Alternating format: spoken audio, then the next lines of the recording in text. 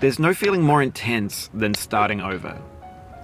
If you deleted your homework the day before it was due, as I have, or if you left your wallet at home and you have to go back after spending an hour in the commute.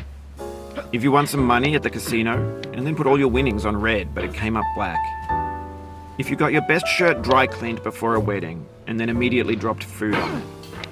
If you won an argument with a friend and then later discovered that they just returned to their original view.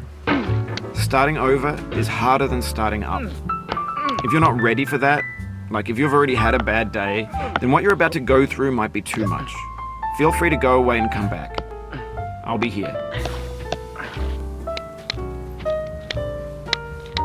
Alright, thanks for coming with me on this trip. I'll understand if you have to take a break at any point. Just find a safe place to stop and quit the game. Don't worry, I'll save your progress, always. Even your mistakes. This game is a homage to a free game that came out in 2002, titled Sexy Hiking. The author of that game was Jazzuo, a mysterious Czech designer who was known at the time as the father of B games. And B games are rough assemblages of found objects. Designers slap them together very quickly and freely, and they're often too rough and unfriendly to gain much of a following. They're built more for the joy of building them than as polished products. In a certain way, Sexy Hiking is the perfect embodiment of a B game. It's built almost entirely out of found and recycled parts, and it's one of the most unusual and unfriendly games of its time. In it, your task is simply to drag yourself up a mountain with a hammer. And that act of climbing, in the digital world or in real life, has certain essential properties that give the game its flavor. No amount of forward progress is guaranteed. Some cliffs are too sheer or too slippery. And the player is constantly, unremittingly in danger of falling and losing everything. Anyway, when you start Sexy Hiking, you're standing next to this dead tree that blocks the way to the entire rest of the game. It might take you an hour to get over that tree, and a lot of people never got past it. You prod and you poke at it, exploring the limits of your reach and your strength, trying to find a way up and over. And there's a sense of truth in that lack of compromise. Most obstacles in video game worlds are fake. You can be completely confident in your ability to get through them once you have the correct method or the correct equipment or just by spending enough time. In that sense, every pixelated obstacle in Sexy Hiking is real.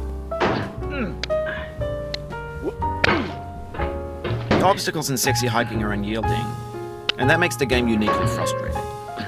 But I'm not sure Jazzuo intended to make a frustrating game. The frustration is just essential to the act of climbing, and it's authentic to the process of building a game about climbing.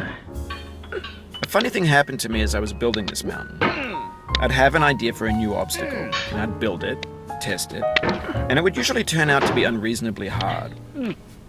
But I couldn't bring myself to make it easier. It already felt like my inability to get past the new obstacle was my fault as a player rather than as a builder. Imaginary mountains build themselves from our efforts to climb them, and it's our repeated attempts to reach the summit that turns those mountains into something real. When you're building a video game world, you're building with ideas, and that can be like working with quickset cement. You mold your ideas into a certain shape that can be played with, and in the process of playing with them, they begin to harden and set until they're immutable, like rock. And at that point, you can't change the world.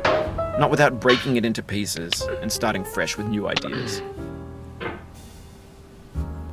For years now, people have been predicting that games would soon be made out of prefabricated objects, bought in a store and assembled into a world. And for the most part, that hasn't happened, because the objects in the stores are trash. I don't mean they look bad or that they're badly made, although a lot of them are. I mean they're trash in the way that food becomes trash as soon as you put it in the sink. Things are made to be consumed and used in a certain context, and once the moment is gone, they transform into garbage. In the context of technology, those moments pass by in seconds. Over time, we've poured more and more refuse into this vast digital landfill that we call the internet. It now vastly outnumbers and outweighs the things that are fresh and untainted and unused. When everything around us is cultural trash, trash becomes the new medium, the lingua franca of the digital age. And you can build culture out of trash. But only trash culture. Be games, be movies, be music, be philosophy. Maybe this is what digital culture is. A monstrous mountain of trash, the ash heap of creativity's...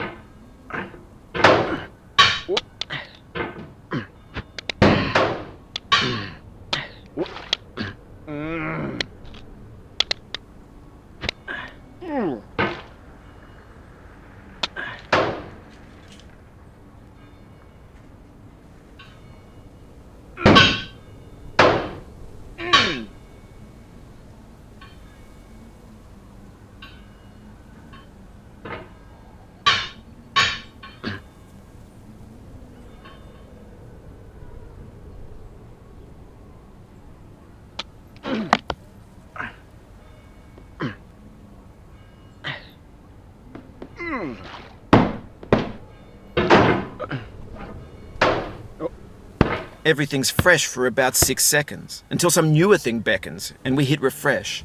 And there's years of persevering disappearing into the pile, out of style, out of sight.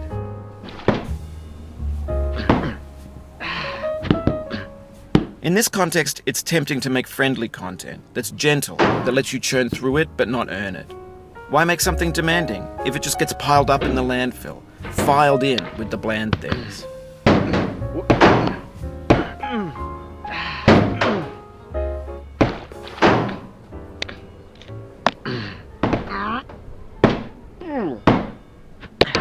No. Oh, you just lost a lot of progress. That's a deep frustration, a real punch in the gut. Oof, sorry about that.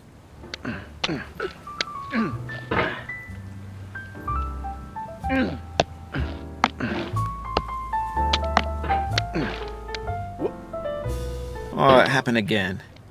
Keep on trying, don't let it get to you.